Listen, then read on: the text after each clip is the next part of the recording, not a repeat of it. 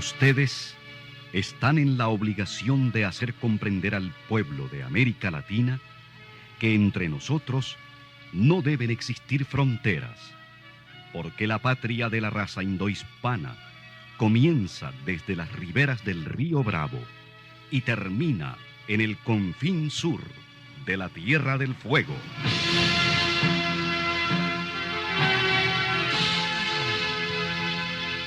Sin fronteras. Un recorrido por los campos sin límites de la información, la música, la cultura, la economía y el deporte. Los hechos y los hombres que todos los días construyen un mundo sin fronteras.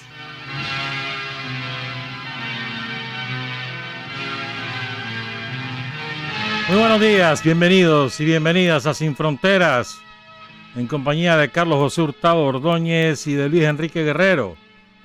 Hoy es 30 de agosto, se fue el octavo mes del año. Qué barbaridad. Solo nos quedan 4 meses y se fue 2019. Bienvenidos. Sin Fronteras, la revista, con William Griggs Vivado, en la primerísima 91.7 y 105.3 FM. Son las 6 de la mañana con 35 minutos. Vamos a enviar algunos saludos, empezando porque Francis Flores quiere que saludemos al CLS, a los militantes sandinistas de Villasol. Dice Francis que están embateriados armando la feria del 1 de septiembre, el domingo. Están en feria, pero no invitan, ¿verdad? Solo dice, estamos organizándola, pero una invitación, todo gratis, sí. Son bromas. Saludos también a los tuiteros El Indio, Márgara, Mamba, Alcadejo y al soldado sandinista. Saludos, compañeros. Aquí hay un cumpleañero atrasadísimo, qué barbaridad. 17, ¿verdad?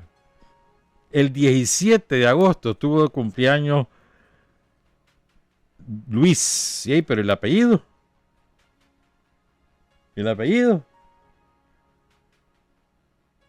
No da el apellido. De parte de su esposa Margarita Silva. Pero no nos dice. ¿Cómo? Rivera. Luis Rivera, el compañero Luis Rivera. Gracias, Margarita. Y saludos, pues, por el cumpleañero. ¿Cuánto cumplió? 25 o 60 y tanto. Felicidades a ambos. Saludos también a María José Vargas, secretaria política del Frente Sandinista en Altagracia Norte. Y quiero agradecer y enviar un abrazo a Jacinto Suárez, Mauro Acosta. Jacinto, uno de los más antiguos militantes del Frente Sandinista, de los varones militantes del Frente Sandinista que aún vive. Sigue activo Jacinto como secretario de Relaciones Internacionales del Frente Sandinista, como diputado en la Asamblea Nacional. Un hombre de una dilatadísima trayectoria. Estuvo más de 7 años preso. Antes que Daniel cayó preso Jacinto en agosto del 67 y salió con el golpe de Chema Castillo, con Daniel también. Daniel, Lenín Serna, Manuel Rivas, José Benito Escobar, entre otros compañeros, Daniel Núñez, los hermanos Núñez, Jaime Cuadra, Carlos Argüello Pravia, entre los que recuerdo. Pues. Jacinto ha mejorado su libro En el mes más crudo de la siembra, sus memorias. Ya había publicado una edición, ahora la mejora, la amplía, la comenta. Para los que ven YouTube, pues esta es la portada del libro, con el rostro de él cuando lo meten preso en agosto del 67.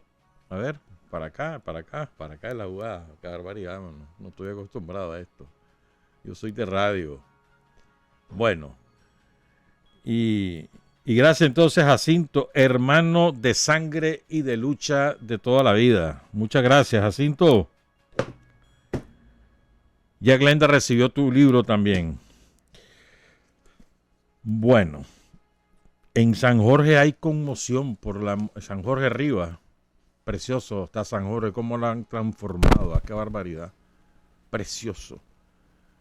Tienen un parque ahí en el malecón lindo, lindo, lindo, con su ranchito, restaurante.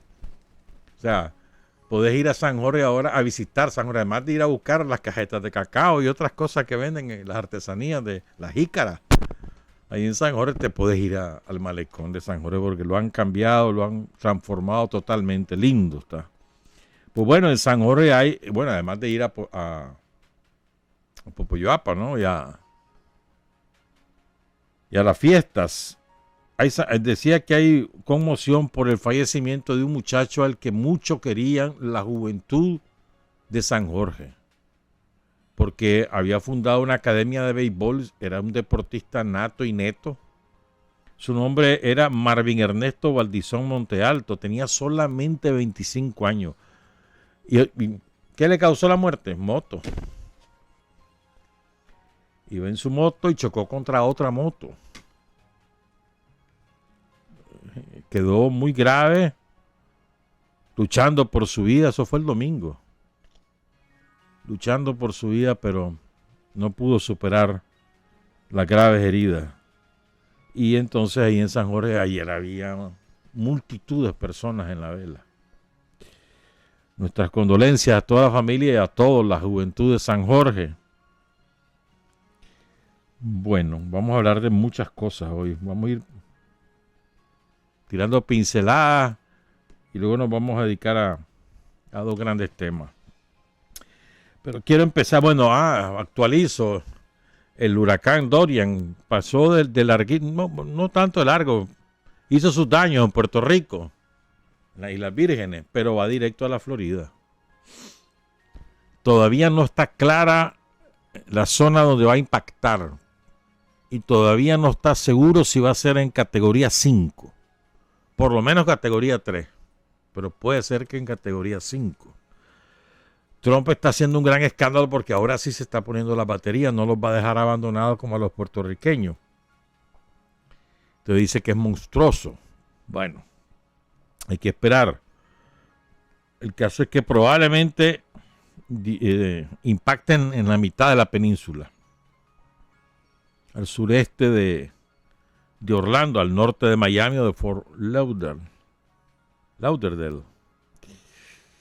Pero bueno, todavía no está seguro. También va a pasar por las Bahamas.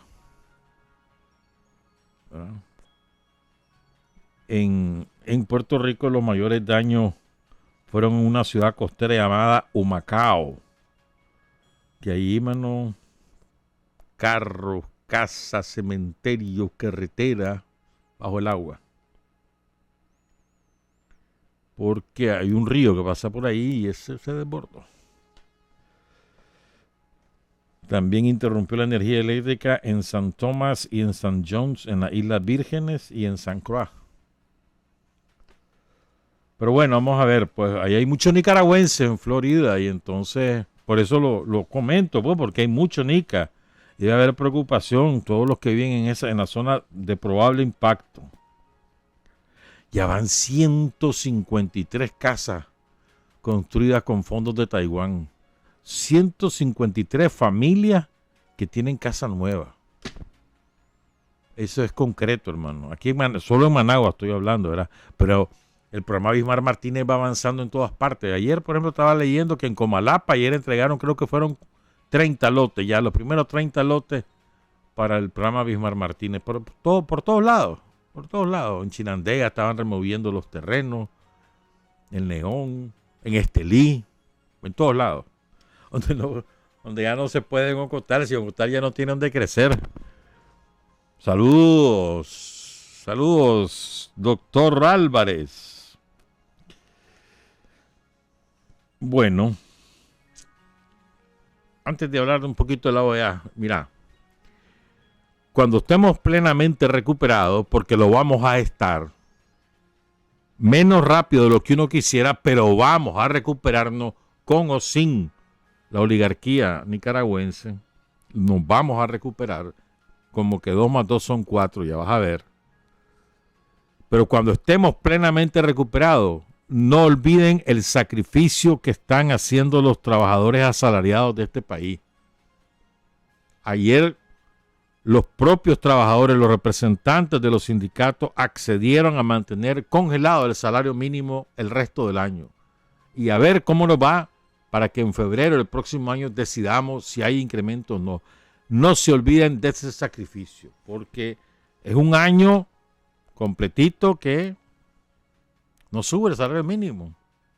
Y ustedes y yo sabemos que las cosas han subido de precio. No ha subido un montón, pero han subido.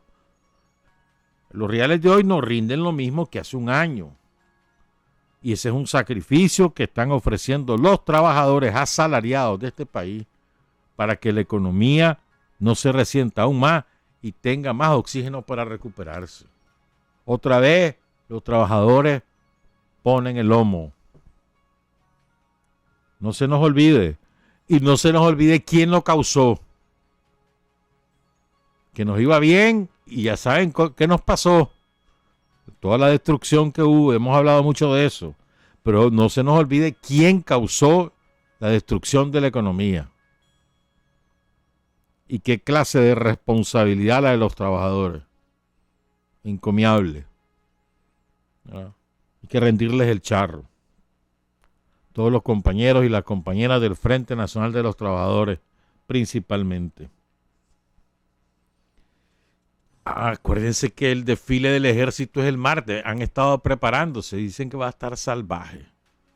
El mismísimo jefe del ejército, el general Julio Avilés, ha estado supervisando los ensayos al detalle con todos los principales jefes militares. Saludos a todos ellos porque la están echando toda. Dicen que va a ser nítido.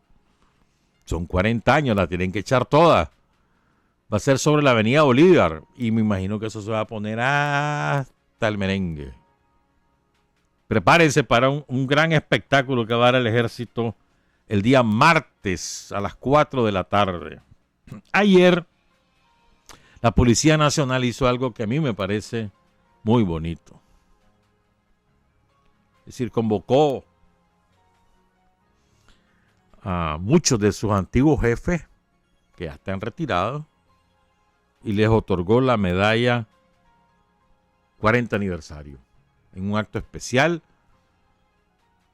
designaron a Doris Tijerino para que diera la palabra de agradecimiento en nombre de todos. Tenía que ser Doris. Y ahí estaba, entre los que yo vi, ¿verdad? Porque otra vez no publica los nombres la policía. Un error. Si son, no recuerdo cuántos eran, creo que 30 y algo. ¿Qué cuesta poner los nombres, compañeros? De todos los que recibieron esa medalla. Te va a ocupar un párrafo. Pero entre los que vi estaba Doris, René Vivas, el primer jefe de la policía, comandante guerrillero, comandante de brigada, porque en aquella época no estaban los grados de comisionado, pero era el máximo grado que otorgaba el Ministerio del Interior, es decir, era el equivalente a general de ejército, equivalente, pues. General de brigada, comandante de brigada y comandante guerrillero. Estaba Franco Montealegre, estaba Edwin Cordero, estaba Ana Julia Guido, la fiscal general de la República, una de esas mujeres de las cuales nos tenemos que sentir sumamente orgullosos, porque fue una guerrillera ejemplar desde muy niña, 14 años, 12 o 14 años tenía cuando ingresó a la guerrilla en la montaña. Y se destacó, no fue cualquier cosa, hermano. La Ana Julia le zumbaba. Y después fue subdirectora de la Policía Nacional, hoy es la fiscal general. Y mira, y ese es otro ejemplo, ¿no? Ana Julia, guerrillera, de ella no le dio tiempo de estudiar de chavala. Estudié en los 80 y estudié en los 90, se graduó de abogada y hoy es fiscal general de la República. O sea, una mujer entera. Se adecuó a las circunstancias, ahí la ven. Pero bueno, ayer Ana Julia Guido también recibió la medalla 40 aniversario. Horacio Rocha, ahí estaba también, Cabolacho. Saludos a René. Digo a René porque ese es el seudónimo con el que yo conocí a Horacio Rocha. Y Francisco Bautista, entre los que... Estaba un compañero, yo no estoy seguro si es él. Y por eso mejor ni digo el nombre, porque no vaya a ser que me equivoque. Bueno. Entonces, una de las cosas que dijo ayer el general Díaz, el general Francisco Díaz, fue lo siguiente, quiero resaltarlo. 509 policías han muerto en cumplimiento de su deber en 40 años. 509. O sea, una barbaridad. Más, a ver, como 15, te sale como a 15 policías por año. Una barbaridad. Bueno, si quitamos la matanza de policías que hubo el año pasado, ese promedio se reduciría. Pero es que el año pasado fue matanza la que hubo de policía. La matanza en Mulucucú, la matanza de Morrito, la matanza en Managua, matanza. Pero es que cuando uno lee estas cifras, es escalofriante. 488 varones, 21 mujeres. O sea, vos tenés 509 familias que se quedaron sin uno de sus miembros, por muchos niños y niñas huérfanos que han crecido a lo largo de estos años sin su padre o su madre. Es una cifra impresionante, de verdad. Dice el general Díaz, este gran sacrificio que contribuyó a la paz que hoy disfrutamos, le felicito y nos felicitamos porque somos artífices de la policía que hoy tiene nuestro pueblo nicaragüense, una policía que contribuye al fortalecimiento de la seguridad ciudadana con los mejores índices de nuestra región. Y aquí me quiero detener en dos cosas. Espérame. También quiero reseñar lo que decía la comandante Tijerino y el comandante René Viva, porque me parece que también son importantes las cosas que dijeron.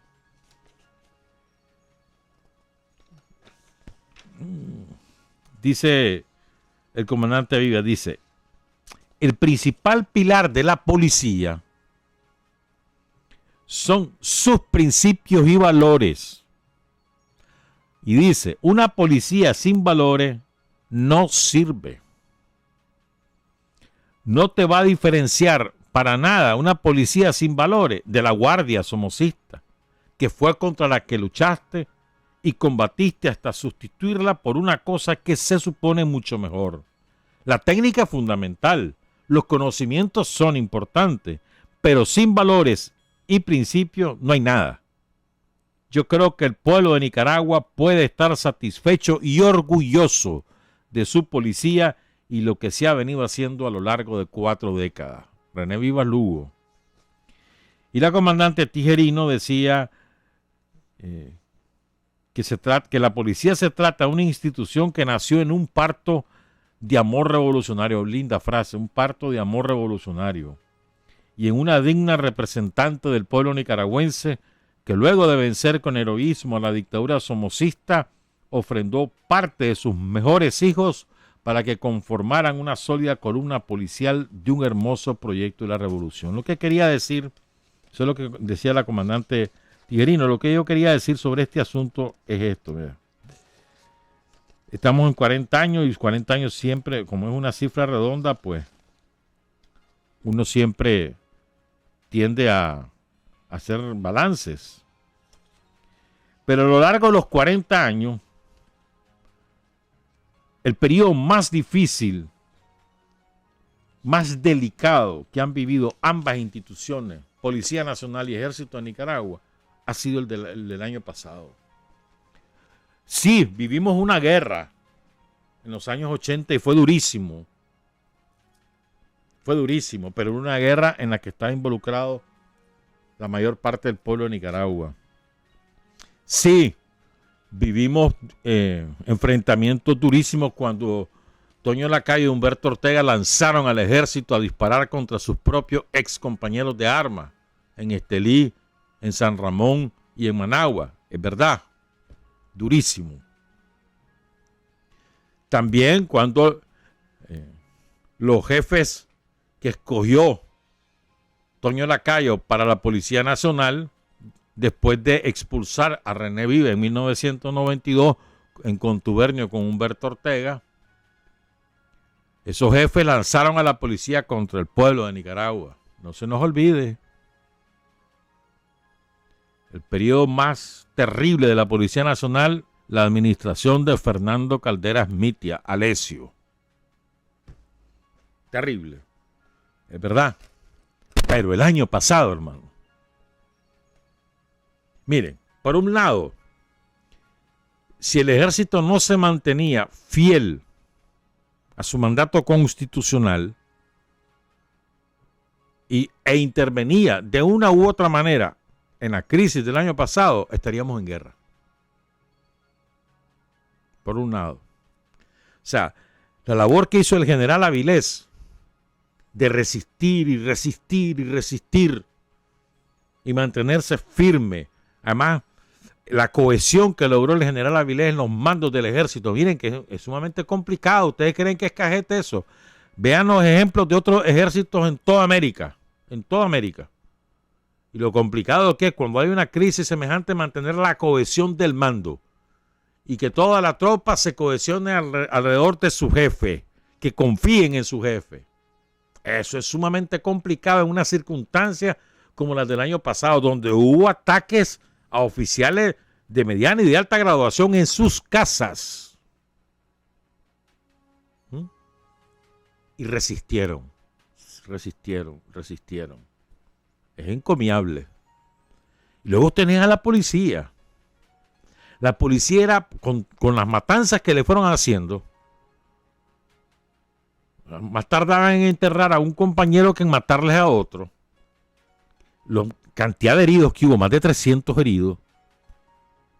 Muchos de ellos todavía en recuperación, más de un año que fueron heridos y todavía siguen recuperándose. La atrocidad que cometieron contra la compañera allá en el tranque de las monjas de Jinotepe. O sea, pero cada una de esas acciones, cuando profanan y queman el cadáver del compañero ahí en Masaya, todas esas acciones eran para que los policías de rabia, de dolor, agarraran y tierra arrasada. Porque es normal, una reacción normal. Y sin embargo el general Díaz logra mantener a todo mundo tranquilo, aguantarse. Sí, la policía disparó para recuperar el control del país, claro que sí. Pero no lo hizo de primas a primeras, lo hizo en respuesta a, o lo hizo después de intentar persuadir. Salgan de los tranques, vamos a entrar. Aquí los esperamos, hijos de la matraca, no sé qué. Vamos a entrar y no iban a entrar con flores, hermano. No iban a entrar con flores, porque si te resistís, estás armado, hermano, ¿y qué le vamos a hacer? ¿Vos lo querés así? Vamos de viaje. Pero era para que hubiera habido aquí una cantidad de muertos gigantesca. Ya de 200, casi 260 son una cantidad espantosa. Ya te imaginas si la policía se hubiera desbocado a saber qué hubiera pasado aquí. Y pese a todo eso, el general Díaz y los mandos de la policía se mantienen. Se cohesionan, resisten, porque hay que ver lo que les pasó. Muchos policías en sus casas, asediados, sus familias golpeadas, ultrajadas, insultadas. Le quemaron la casa a un jefe policial allá en la 1 de mayo, creo que fue. ¿Se acuerdan? Pero además, hay muchas cosas que ni sabemos, pues, porque tampoco se han dicho, pero en muchos sitios ocurrió eso. Porque los tranqueros que estaban jefiados por narcos, por delincuentes, contratados por la camorra somocista, esa que se las pica de muy yo soy honrado, esa camorra, esos malditos, contrataron a esos delincuentes y se ocupaban de irse a tomar venganza personal contra jefes de territorio de la policía o jefes de unidades policiales. Fue atroz. O sea, yo me pongo en la piel de los policías y es para que yo estoy armado, vos no. Y, espérate. Y disponían de armas, disponían de suficiente equipo para haber hecho muchas cosas. Tomado venganza, por ejemplo, revancha contra los que le quemaron la casa al compañero policía aquí en Managua. O contra la familia de los que quemaron al cura que coordinaba todo eso ahí en Masaya, que coordinaba todos los tranques. Bueno, no era uno, eran como 5 curas, ¿verdad? O sea, es encomiable, de verdad. Hay que rendirles el charro y agradecerles. Creo yo, pues.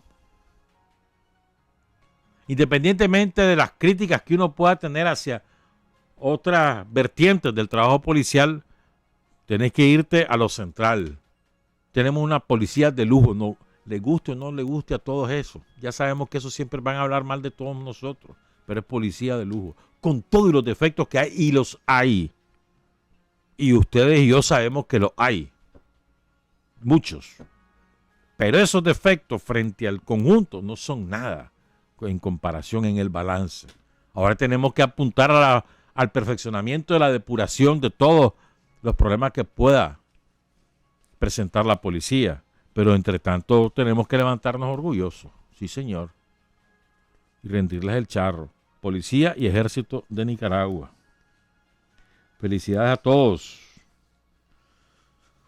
Bueno, quiero enviar un saludo muy afectuoso a Armando Flores García, el hijo menor de don Armando Amador, ese extraordinario dirigente obrero intelectual que se desarrolló como intelectual. Y él me decía una cosa, él nos escribió, ¿verdad?, agradeciendo porque hablamos de un poco de don Armando y publicamos en la página web una semblanza biográfica de él. Pero me estaba precisando un detalle. Él salió definitivamente al exilio, expulsado por Somoza el 21 de febrero de 1949. Qué casualidad. Y salió con don Edelberto Torres, nada más y nada menos.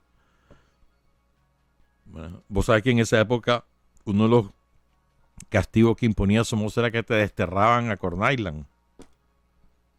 No, cuando en esa época no había nada en Corn Island, nada es nada. Y poquísima gente la habitaba, además. Bueno, muchas gracias y esperamos que pronto se recupere su esposa, compañero. Ánimo, que estamos seguros que eso va a ser así. Bien, vamos entonces a hacer la pausa y regresamos con un par de cosas políticas. Son las 7:01. Hay hombres que luchan un día y son buenos. Hay hombres que luchan un año y son mejores. Pero hay hombres que luchan toda la vida. Esos son los imprescindibles. Las 7:06. El otro día hablábamos de los cubanos, de los maestros cubanos que nos ayudaron en la alfabetización y les rendíamos homenaje. El compañero Yuri Orlando Delgado Méndez nos envió un correo muy bonito. Muy bonito. Y que tiene 2 partes. Lo voy a compartir con ustedes. Muchas gracias, Yuri Orlando. Dice él que cuando hablamos de la Cruzada Nacional de Alfabetización, dice, se me quebraron los ojos, pues en ese entonces apenas tenía 12 años.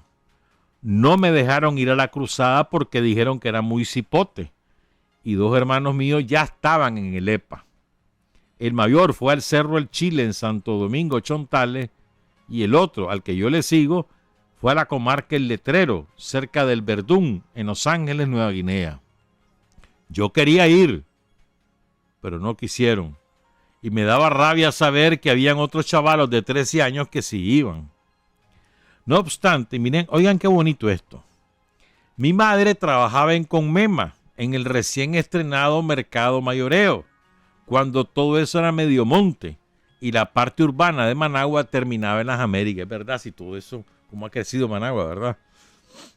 Para esa época, Managua, despuesito de Horizonte, estaba en las Américas y moría todo, pero bueno.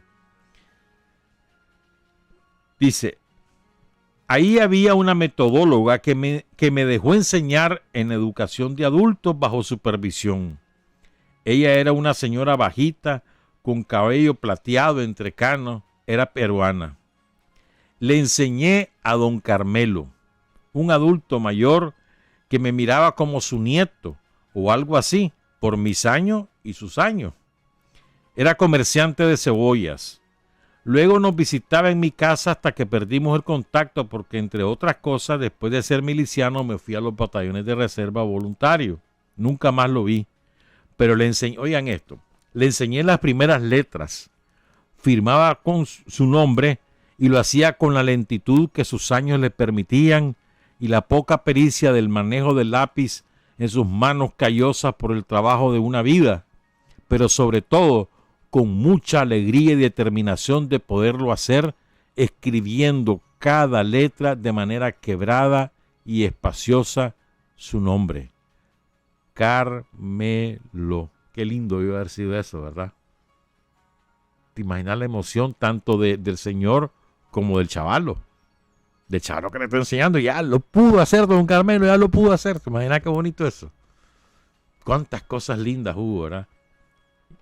Yo siempre he querido decir esto y hoy lo voy a decir. Para mí en lo personal, pero yo creo que para Nicaragua en lo general, creo yo, la época más linda de la vida fue entre 1979 y 1981, los 2 primeros años. Después vino la guerra. Pero esos 2 primeros años, qué cosa más bonita la que se vivía en Nicaragua. Téngannos envidia los que no lo vivieron, porque eso fue lindo. Bueno, entonces dice Julio Orlando que él recuerda el asesinato de un maestro cubano. Y nos mandó el enlace, está en EcuRed, la enciclopedia digital en línea de Cuba, EcuRed, así se, ECU, ECU Red, EcuRed. Yo la visito habitualmente para conocer información. Dice, si bien es cierto, murió en diciembre de 1981, fue un maestro cubano que continuó en el esfuerzo de educación en el campo. Me gustaría que honraras la memoria. Honor a este gigante internacionalista de la alfabetización y educación en el campo en Nicaragua. Entonces, comparto con ustedes una reseña biográfica de Águedo Morales Reina. Águedo es con acento en la A. Águedo Morales Reina.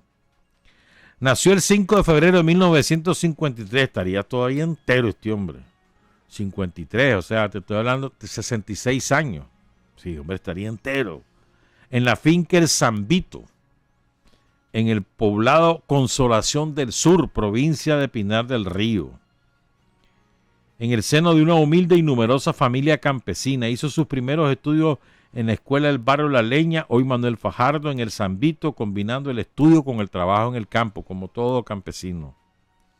Al cumplir 14 años, la ventaja es que él ya hizo su primaria con la Revolución Cubana y ya había escuela en el pueblo. Al cumplir 14 años se organiza, ¿verdad? Y se incorpora a la Asociación de Productores de Cuba y a los CDR, los Comités de Defensa de la Revolución, y fue muy destacado. Luego lo reclutan para la Unión de Jóvenes Comunistas en el año 70, es decir, cuando nació en el 17 años. A los 17 años se incorpora a la UJC. Allí ocupa todo tipo de cargos, ¿verdad? Incluyendo el comité municipal, y recibió un diploma de 5 años como guía de pioneros. Le encantaba el trabajo con los chavalos. Se forma como maestro de primario y empieza a trabajar en una escuela llamada Manuel Fajardo. En 1981, por esas características de él, los seleccionan para ingresar el contingente internacionalista de maestro Augusto C. Sandino, ¿se acuerdan? Hasta que yo leí este perfil biográfico recordé así, sí es cierto, y era numerosísimo, venían a eso, a la post-alfabetización, la organizaron y la ejecutaron, fue maravilloso lo que hicieron los cubanos, ¿verdad? Durante su corta estancia mantiene una actitud aguerrida ante cualquier tarea. Esto, unido a su sencillez, disciplina, carácter jovial y afectuoso, hacen de Águedo un ejemplo a imitar, por lo que se gana el cariño y la admiración de todos sus compañeros. El 4 de diciembre de 1981 solo tenía 3 meses de haber venido a Nicaragua. Iba en una camioneta acompañado de otros compañeros y al cruzar una quebrada en la comarca de Aguasarcas, 12 kilómetros al occidente de Villasandino, en Chontales. Caen en una emboscada y son atacados por una banda de contrarrevolucionarios somocistas pagados por el imperialismo yanqui. Águedo se enfrentó valerosamente a los agresores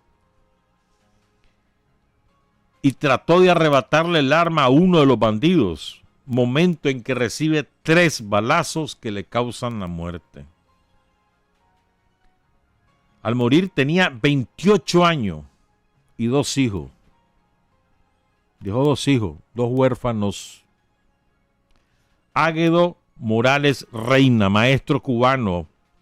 Me pregunto, ¿el Ministerio de Educación recuerda a este compañero? 4 de diciembre de 1981 lo asesinaron. Deberíamos de marcar esa fecha para hacerle un homenaje, buscar a su familia, a sus hijos, traerlos, ¿no? Digo yo, pues.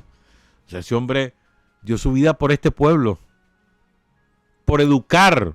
No es que venía en tarea militar, a educar. Maestro voluntario.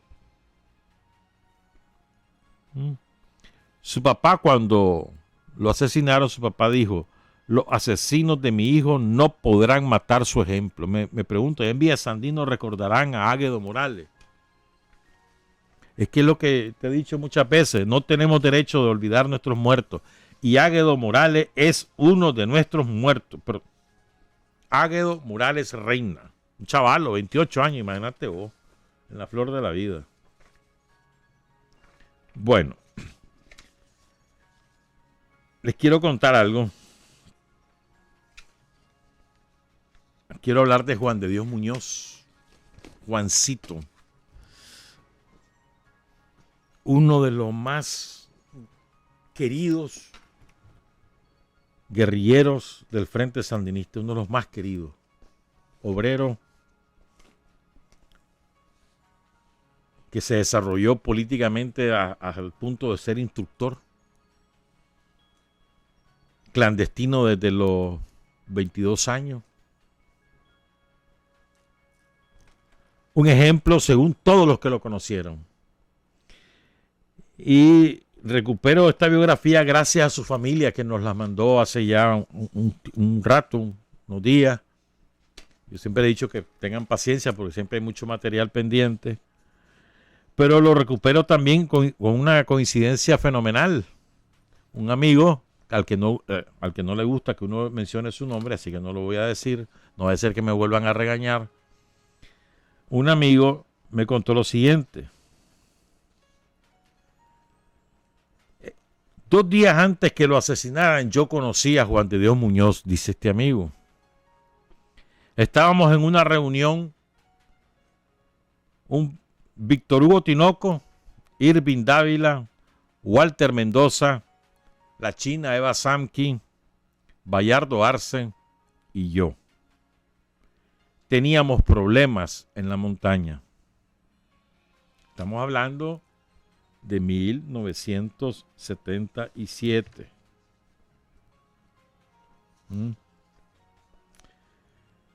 Sigo. Teníamos problemas en la montaña. Entonces, como a las 8 de la noche, dice este amigo, estábamos en una casa de seguridad por el 7 Sur.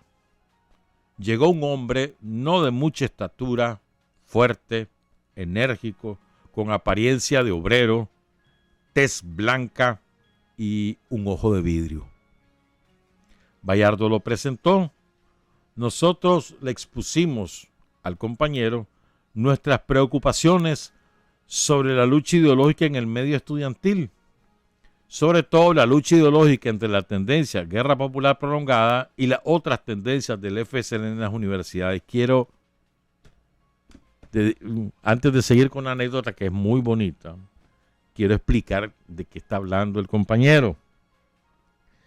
Cuando ocurre la división en el frente, que ocurre a finales del 75, la primera división, y ya la segunda, cuando aparece la tercera tendencia, es en 77, agosto del 77. Pero cuando ocurre la primera, se desata una lucha ideológica y política feroz en las universidades. Bueno, en la UNAM Managua y en la UNAM León. Feroz. enconada. Alguna vez llegó a ser física, pero en incidentes de poca monta. Pero era debate prolongadísimo, la lucha política por controlar las asociaciones estudiantiles, que era controlar los recursos para ayudar a la respectiva organización superior. Y entonces, bueno, nos creíamos que el mundo giraba alrededor de nosotros en esa lucha ideológica. La verdad es que es así, pues, o sea, típico vicio pequeño burgués de nosotros, pues, típico.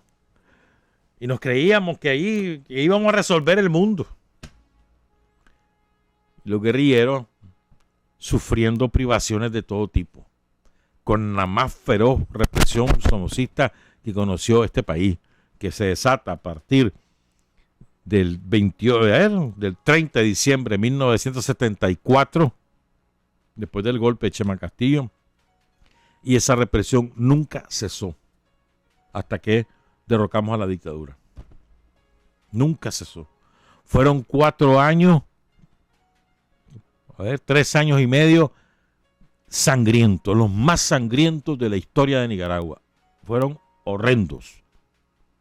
Horrendos. Solo en Managua, en la última fase de la dictadura, aquí habían, solo en Managua, un promedio de 12 chavalos asesinados. 12. Sus cuerpos tirados en la Cuesta del Plomo, o a la orilla del lago Solotlán, o en el camino de Bola, de San Isidro Bola, o el de San Isidro La Cruz Verde, o allá por el Reparto Chic, cuando todo eso eran campos de cebolla, o allá por Sabana Grande, o detrás del aeropuerto, todos los días. Ese era el ambiente que vivía Nicaragua. Y eso había entorpecido, la represión feroz de Somoza había entorpecido el abastecimiento de armas, de municiones, de alimentos, de ropa, de botas, de medicina a los campamentos guerrilleros. Era una situación desesperante y por eso baja Juan de Dios Muñoz, porque él era el enlace entre el campo y la ciudad. Entonces, él viene con esos clavos. Él ya perdió un ojo en un combate y ya había quedado gravemente lesionado de una mano en otro combate, en un primero. Y él viene abrumado por esos problemas. Y se encuentra con un grupo de muchachos que su pleito es que si fulano, que si dice, que si no dice. Entonces, eso me lo cuenta este amigo. Yo no estaba ahí, pues él estaba ahí.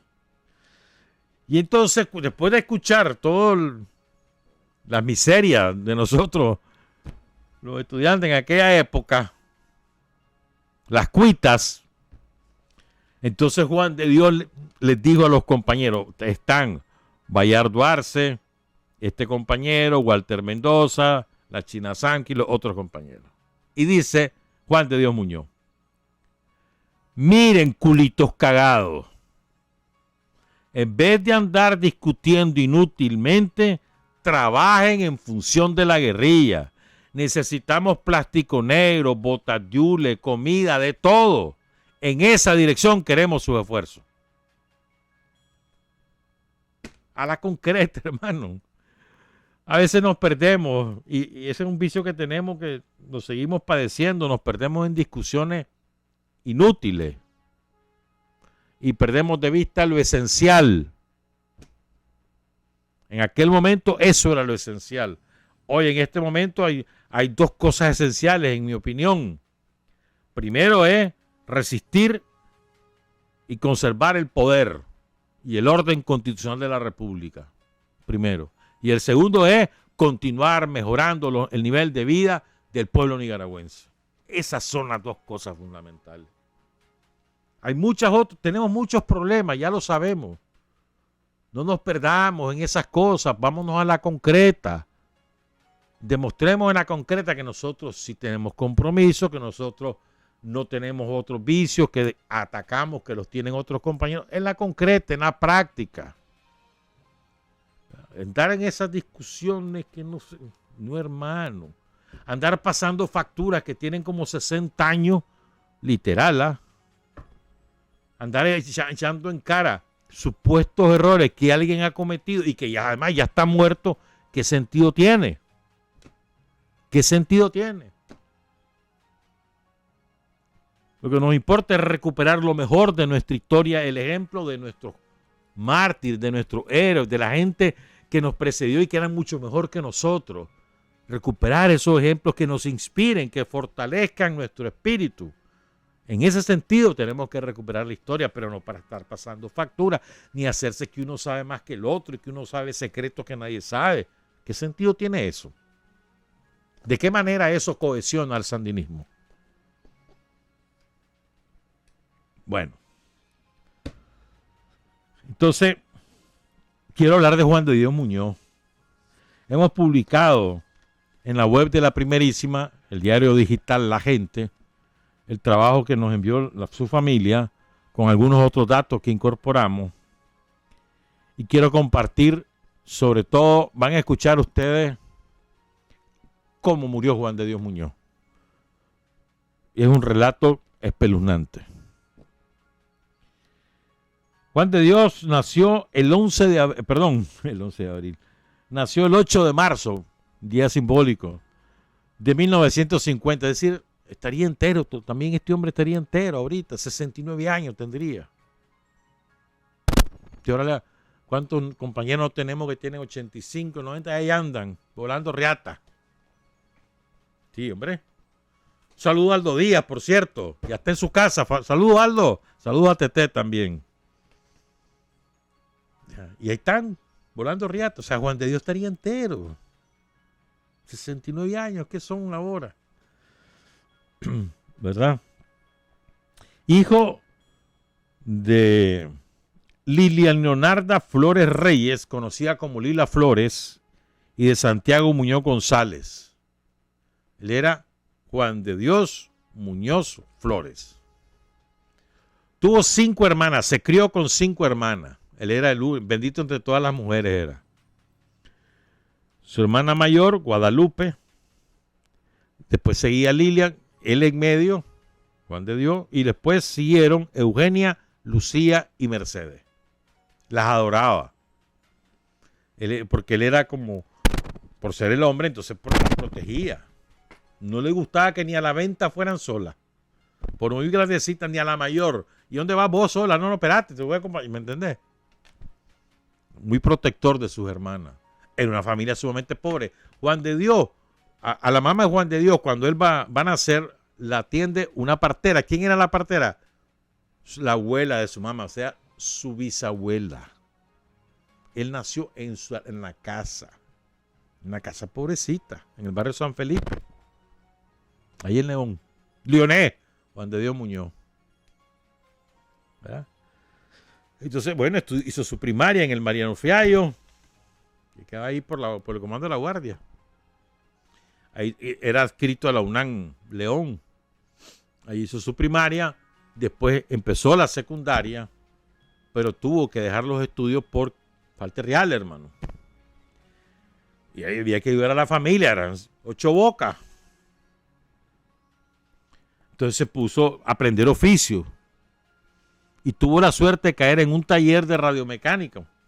En esa época eso era como hoy la reparación de celulares, pues. O sea, se reparaban radios todo el día, había talleres de radio por todos lados. Por todos lados habían talleres de radio. Todavía hay algunos por ahí hay. Pero ya es un oficio que prácticamente desapareció. Sí, hay de televisores, aunque ahora cada vez menos, ¿verdad? Porque ya los televisores panzón ya ni existen. Pero bueno, me estoy perdiendo. Entonces ahí aprende el oficio y empieza a trabajar. Ahí va trabajando. Entonces él comienza a conocer a unos muchachos de la universidad que llegaban al barrio donde trabajaba y al barrio donde vivía a hacer trabajo social y comienza a oír las cosas, la política, la dictadura y ve la represión de la Guardia. Se comienza a interesar. Se relaciona con Edgar Munguía, con el poeta Mairena. Saludos al poeta allá en León. ¿Verdad? Participa en las manifestaciones estudiantiles. Él no era estudiante universitario, pero allá andaba. El gusanito de la lucha revolucionaria ya lo tenía inoculado. Y ahí andaba. Y además él veía la situación de su familia, miseria. Y la de su barrio, miseria. Y la represión de la guardia. Entonces, suficiente motivación para incorporarse a la lucha revolucionaria. Ahí lo recluta el Frente, Edgar Munguía, ¿verdad? Conoció a Camilo Ortega en esa época. El caso es que de pronto Juan de Dios desaparece de su casa. La mamá cree que se va a estudiar a Costa Rica. Eso fue el 11 de abril de 1972. La mamá lo hace en Costa Rica. Cuando es su susto cuando le manda una cartita. No, mire, mamá, yo no estoy en Costa Rica. Yo soy del Frente Sandinista y estoy en la clandestinidad. Yo no he confirmado esto, pero hay quien, yo recuerdo haber leído en algún lado, no me acuerdo a dónde, que Juan de Dios se vio forzado a pasar a la clandestinidad porque él tenía un amigo que a su vez era amigo de un guardia o del hijo de un guardia. Entonces, él se había conseguido un manual de la guardia, manual de instrucción militar. Y entonces el manual se lo pasa a la Gata Munguía o a alguno de los compañeros del frente. Y cuando el amigo se lo pide y le dice que no lo tiene, entonces lo reporta con el de la guardia y ya lo andaban buscando. Entonces él le dice al frente, jalate, para clandestino, antes que te maten. Eso es lo que yo recuerdo haber leído, pero no estoy seguro que esto fue así. El caso es que pasa la clandestinidad y el frente... Me imagino que Pedro Arauz debió decir, o Oscar Turcio, más bien Oscar Turcio, que estaba a cargo del frente, y aunque Pedro estaba en León. Bueno, uno de los dos, pues. Lo selecciona para que reciba entrenamiento en Cuba. Allá se va el 15 de mayo de 1972. Se va para Cuba. Fíjate que cuando él le manda la carta a la mamá diciéndole, mire mamá, yo soy sandinista y me voy clandestino, ¿sabe lo que hizo la mamá? Empezó a ser colaboradora del Frente Sandinista. Su reacción fue, yo me sumo donde está mi hijo. Y la hermana mayor también. Miren qué bonito eso. O sea, ambas se sienten motivadas por lo que su hermano y su hijo está haciendo, Juan de Dios. Y la casa de Juan de Dios se convierte en casa de seguridad y pasaron grueso por esa casa. Una casa sencilla. Pero es muy bonita esa historia, pues esa parte de la historia. Las dos militantes del Frente Sandinista. Bueno, pasa el entrenamiento guerrillero, el resto de 72. Incluso parte de ese entrenamiento, además del riguroso entrenamiento físico, la táctica de guerrilla, el manejo de armas y toda esa onda, además de eso, recorrió prácticamente toda Cuba, conociendo cooperativas, centros productivos del campo, fábricas, escuelas, universidades, las ciudades como tal, hablando con la gente. Eso fue parte de su formación política. Tenía 22 años, chavalo. Y una de las cosas que le gustaba a Juan de Dios Muñoz era el béisbol. Dicen que cuando estaba así, antes de meterse a la política, no fallaba los Juegos de León. Que por cierto, ahí está, clasificó, era León. Ahí estaría Juan de Dios viendo a León. Bueno, el caso es que regresa a Nicaragua, viene con Humberto Ortega. Salen de La Habana, escala en Colombia, después a Chile. Esa era la manera de cubrir el viaje a Cuba, que era prohibido. El Chile de Allende, ¿verdad? Es antes del golpe. Y de Chile, a finales de mayo del 73, regresan a Nicaragua, clandestinos, por supuesto. Y a Juan de Dios Muñoz le asignan la tarea, 73, le asignan la tarea de construir las redes de apoyo a la guerrilla en Matagalpa. Levantar ese trabajo. Para allá va Juan de Dios. Prácticamente no había nada cuando él llega y él empieza desde cero. Y arma teje una red poderosa más, pero no solo se quede en Matagalpa, en la parte de la ciudad y toda los municipios campesinos, sino que empieza a trabajar en Chontales, se va a trabajar a León, a Estelí, ampliando las redes para abastecer a los campamentos guerrilleros. Para poder enmascararse, ¿qué fue lo que hizo? Como, ¿te acordás? Eso fue 5 o 6 meses después del terremoto del 72.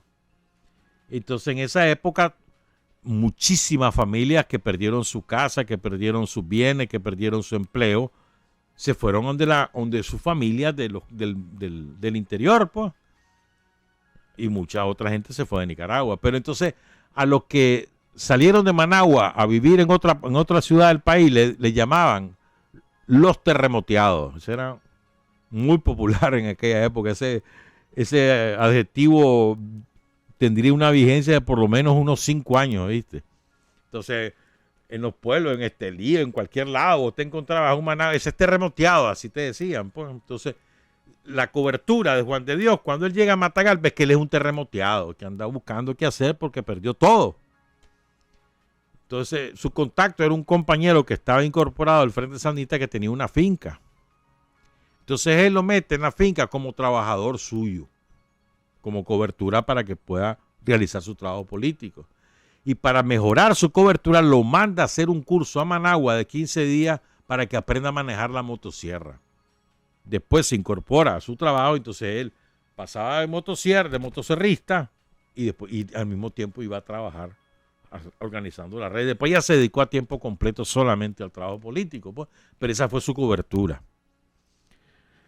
¿Verdad? En esa onda, el que lo incorporan al campamento guerrillero que estaba a cargo del comandante Carlos Agüero Echeverría, caído el 3 de abril del 77. Y participa en una operación que... estamos hablando de la etapa de acumulación de fuerzas en silencio. Ya el frente ha acumulado bastante fuerza, sobre todo después del terremoto. Eso fue un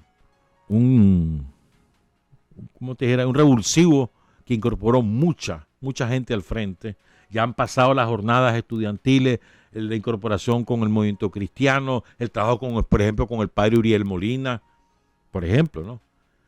Y entonces, el frente ya está decidido a romper el silencio, ya tienen preparado el golpe de la casa de Chema Castillo, ya está formado el comando, donde está Leticia Herrera, Vicky, está Eduardo Contreras, que fue el jefe, Germán Pomares, Tomás los entrena, está, bueno, muchísima gente involucrada, ya está eso en marcha. Entonces necesitaban distraer a la guardia. Como parte de esa distracción, además necesitaban recursos, las dos cosas. Entonces, como parte de esa planificación, deciden hacer un asalto a la sucursal bancaria que había en Abisinia, eso queda en el Cuá. Ya es un poblado grandísimo, ¿viste? Abisinia, muy importante. Ya tiene su carretera, ya Daniel les hizo la carretera. Ya por esos lados no lo reconocemos, ¿no? Una maravilla. Pero bueno, el caso es este. Van, atacan la sucursal bancaria de Abisinia y se desata la represión. ¿Verdad? A los días. Eso fue, te voy a dar la fecha que aquí la tengo apuntada. Ese golpe fue el 18 de diciembre de 74. 9 días después del golpe. Él no sabía por qué era la acción, Juan de Dios. Él participa en el comando. ¿Verdad? Después en medio de esa represión, en abril de 1976, lo mandan a un operativo a buscar, a mandar y él llevaba correspondencia a Carlos Fonseca. Ya Carlos Fonseca está en el campamento de Carlos Agüero, anda buscando el contacto con el otro campamento. Carlos Fonseca se ha venido a Nicaragua para intentar recuperar la unidad del Frente Sandinista. Esa era su obsesión y por eso se viene a Nicaragua, a pesar que venía virtualmente ciego, que no debió haber venido nunca más a la montaña. Pero bueno, Carlos Fonseca estaba empeñado en la unidad del Frente Sandinista. Entonces estaba en el campamento de Carlos Agüero, lo mandan a dejar una correspondencia de él y a buscar sitio para ubicar a escuadra. Y entonces, en el trayecto chocan con la guardia. Ahí le meten un balazo. en una mano y se pierde el resto de su escuadra, eran 5 y él se pierde. Deambula 9 días hasta que logra dar con uno de los campamentos. Entonces lo mandan a Matagalpa que busque porque ya llevaba la herida infectada, hedionda, infectada. Imagínate 9 días en el monte, la herida sangrando, sin ningún tipo de cuidado, medio mal comido. Y así, pero ese hombre resistiendo, ¿viste? 9 días caminando por el monte con aquella herida sangrando, infectada, y ese hombre resistiendo. Mira qué clase de firmeza, de convicción la de este hombre, de preparación. Pónganse en su lugar. Chavalo que ya tendría que 24, 25 años y perdido en el monte. En aquella época eso era selva de verdad, no como ahora que está despalado. En aquella época era pura selva. Bueno, el caso es que se pierde, logra dar con el campamento, lo mandan a Matagalpa y ahora les voy a contar un testimonio de Rosa Argentina Ortiz. Rosita, saludos a Rosa Argentina. Esa es una heroína viviente, hermano. Esa Rosa Argentina sufrió lo indecible cuando cayó presa. Una cosa horrenda, pero bueno. Aquí lo testimonió Rosa Argentina con Tirsa Sáenz hace unas 13, no, antes del 19 de julio, para el 19 vino Rosa Argentina. Rosita. Dice Rosa Argentina sobre Juan de Dios Muñoz: era una persona con una calidad humana increíble. Lo conocí cuando baja de la montaña en 1975, herido en la mano por una bala de Garand. Garand, miren, los fusiles M16 y el AK no es nada para un balazo de Garand. Para comenzar, el balazo es así, como una 10 centímetros más, como una 6 pulgadas más o menos. Así, y grueso. Imagínate que si vos sabías que si una bala te pegaba en la pierna, te moría. En la pierna, te moría, porque te destrozaba. Entonces, una bala de Garand en la mano es que se la destrozó. Y el Garand tiene una potencia, el balazo de Garand horrible. Entonces dice Rosa Argentina: lo conocí cuando baja de la montaña en 1975 en la herida en la mano por una bala de Garand. Me trasladan allí y me enseñan a curarlo. Llegaba un médico una vez a la semana a limpiar la herida. Empecé a conocer su temple de acero, porque ni arrugaba la cara cuando le curaban esa herida. Solo, ponete en su lugar, podrida la herida. Me imagino que carcomida. Me imagino que sangrante aún y con todo aquel pus. Es que no me parece estar viendo. Y ese hombre ni arrugaba la cara cuando lo curaban, porque eso es en anestesia, hermano. Olvídate de anestesia. Para eso es que con un dolorcito ahí de un dedo andan, ay, creo que me la fracturé, o que una medio rajadurita en el brazo, estoy inválido. Bueno, ahí está el ejemplo de Juan de Dios. Sigue el testimonio de Rosita Argentina Ortiz. Posteriormente regresa a la montaña. Cuando subo a la montaña me integro a la escuadra que jefiaba Carlos Agüero. Juan de Dios era parte de esa escuadra junto a 3 campesinos que tenían seudónimos de número. Teníamos que hacer un recorrido para ir haciendo conciencia en todas las comarcas de Guaslala, Las Bayas, Yaosca y otras. En una ocasión, en agosto de 1976, estábamos en un cerro. La guardia nos detecta y ataca. Una bala hiere a Juan de Dios Muñoz en la cabeza. ¿Verdad? El vaquiano nos ordena tirarnos hacia el borde de un río.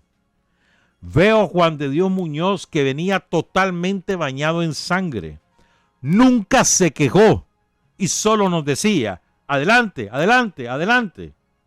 Ese día tuvimos 3 combates y Juan de Dios participó en esos 3 combates, herido en la cabeza. Juan de Dios Muñoz se percata de la gravedad de su herida cuando se toca el ojo bastantes horas después y ve que no mira y que no es de la sangre, sino que... Entonces, logran llegar al campamento. Cuando ven la gravedad de la herida, lo sacan y lo mandan para Honduras. Ahí en Honduras, lamentablemente ya no hay nada que hacer por el ojo, se lo extraen, le colocan una prótesis de vidrio, se recupera y se viene para Nicaragua a seguir la lucha. Tiene una mano fregada y viene sin un ojo y así se vino. 26 años. Así se vino. Y empieza a trabajar. Lo asignan a una escuela, a que sea el instructor de una escuela guerrillera. Y así estaba en mediación entre Honduras y Nicaragua, entrenando gente, metiendo avituallamiento, armas, las redes de abastecimiento, las redes de apoyo. En eso estaba. Ese era su pegue. Entonces, en una de esas, tenía que traer a varios compañeros, 3 compañeros, desde Honduras, y como él tenía limitaciones en la visión, porque no solo veía con un ojo, entonces el frente le pone al ingeniero Raúl González, un militante del Frente Sandinista legal, no estaba clandestino, era legal, de Condega. La familia González en Condega es muy querida. Entonces le dicen al ingeniero González que en la noche del 25 de agosto de 1977 vaya a determinado sitio, ahí lo va a esperar Juan de Dios con los 3 compañeros y que lo lleve a la ciudad de Estelí. ¿Verdad? 25 de agosto de 1977. Bueno. Les voy a contar ahora el testimonio de Marta González Almendares, hermana del ingeniero Raúl González.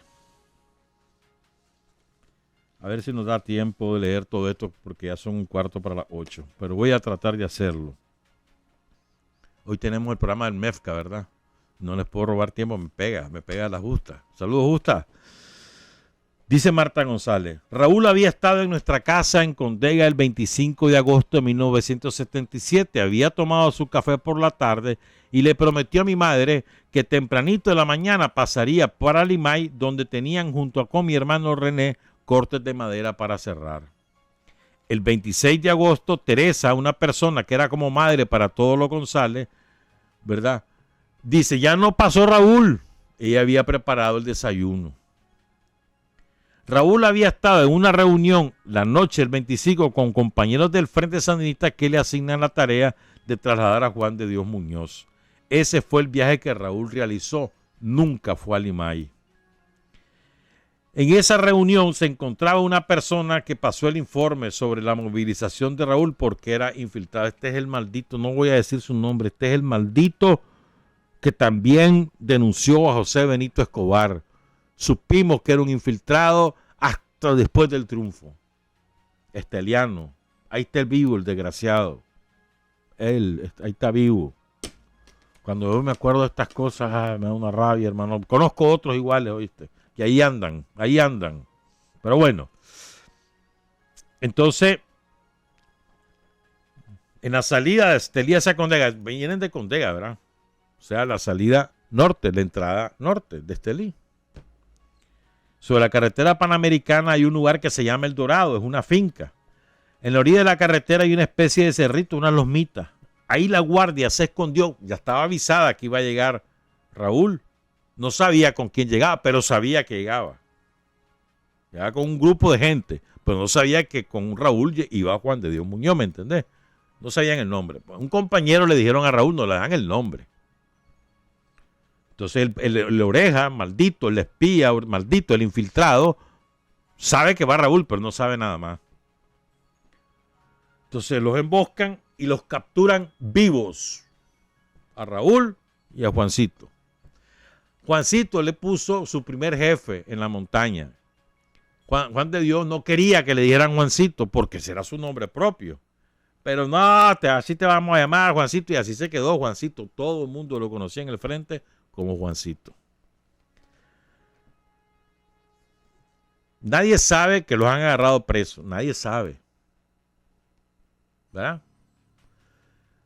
Un primo de Raúl, el doctor Ulises González, que fue alcalde de Estelí 2 veces, odontólogo, el doctor Ulises González, le llegan a avisar que parece que su primo Raúl lo mataron y que el cuerpo está en la morgue.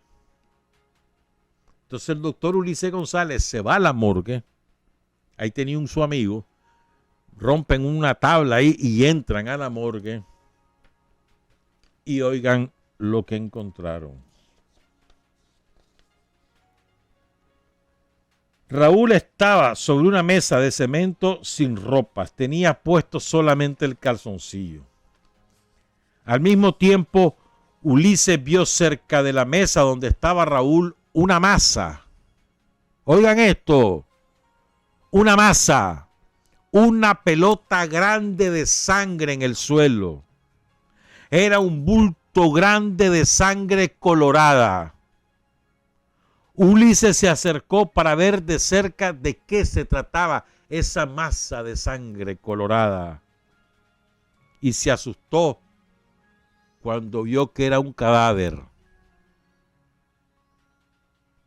El cadáver era una masa de sangre, un cadáver que solo tenía un ojo donde usaba una prótesis y en el otro ojo tenía un balazo.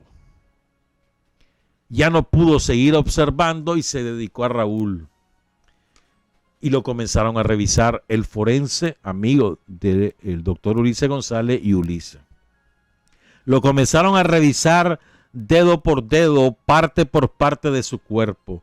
Danilo, el forense, amigo del doctor González, iba apuntando lo que Ulises le iba dictando. Tenía fracturado el cráneo.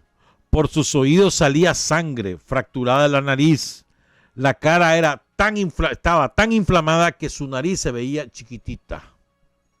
Tenía fracturado el esternón, el hueso del centro del tórax, donde llegan las costillas. Fracturada las dos piernas. En la pierna izquierda tenía un balazo a la altura de la pantorrilla. Fracturado los dos brazos. En fin, en la epicrisis que nuestro hermano Jaime dictaminó basado en las anotaciones de Ulises, no había un solo dedo del cuerpo del ingeniero Raúl González que estuviera sano, ni uno solo. Todo estaba fracturado. En la espalda se veían alrededor de 20 a 30 marcaduras de chuzo eléctrico.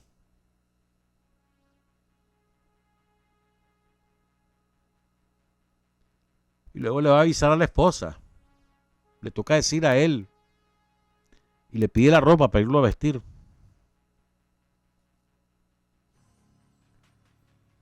Dice que lo que no pudo hacerlo hasta que partió la camisa por la espalda para ponérsela por el frente porque no le cabía de tan inflamado. Qué cosa más horrible, ¿verdad? Después le mandaron el epicrisis a Pedro Joaquín en la prensa, lo publicó, fue un escándalo nacional, fue terrible, la conmoción en Condega, horrible.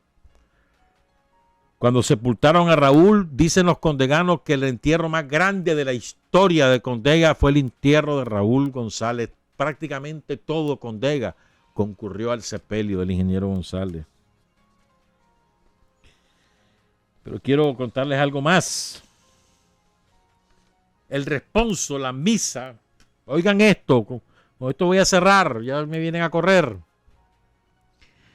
El responso lo dio el padre Francisco Luis Espinosa, hermano marista, director de la Escuela de Agricultura de Estelí, la que hoy es la UCATSE, la Universidad del Coronel Abelardo Mata. Ya sabemos, Abelardo Mata, lo que andas haciendo, viste, no te preocupes, ya sabemos. Pero bueno, era director de esa escuela. Ya el responso fue muy lindo. Meses después, el padre Espinosa iba con José Norberto Briones. Llevaba a una mujer embarazada. Le llevaban a Condega.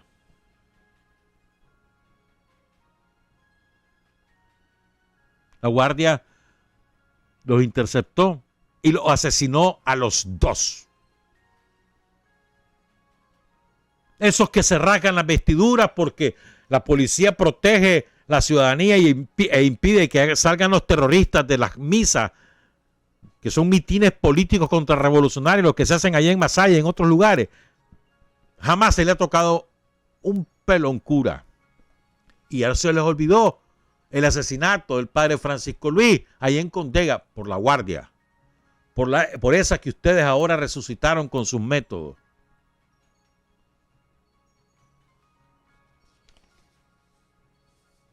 Una frase de Juan de Dios Muñoz, además de la que ya cité de los culitos cagados.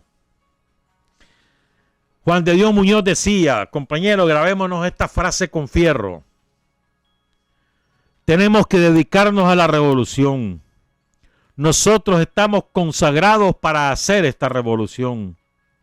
No disfrutamos lo que la gente normalmente hace, como ir al cine, a fiestas, a pasear, porque nosotros, escuchen, nos hemos sacrificado voluntariamente y tenemos que entregarnos a todo lo que la revolución impone, y todos, como buenos revolucionarios, tenemos que cumplirlo. Trabajar, avanzar, combatir y vencer. Buenos días, buenas noches, buenas tardes. Patria y libertad. Revolución es sentido del momento histórico. Es cambiar todo lo que debe ser cambiado. Es igualdad y libertad plenas. Es ser tratado y tratar a los demás como seres humanos. Es emanciparnos por nosotros mismos y con nuestros propios esfuerzos. Es desafiar poderosas fuerzas dominantes dentro y fuera del ámbito social y nacional. Es defender valores en los que se cree, al precio de cualquier sacrificio. Es modestia, desinterés, altruismo, solidaridad y heroísmo. Es no mentir jamás ni violar principios éticos. Es convicción profunda de que no existe fuerza en el mundo capaz de aplastar la fuerza de la verdad y las ideas. Revolución es unidad, es independencia, es luchar por nuestro sueño de justicia para Cuba y para el mundo, que es la base de nuestro patriotismo, nuestro socialismo y nuestro internacionalismo.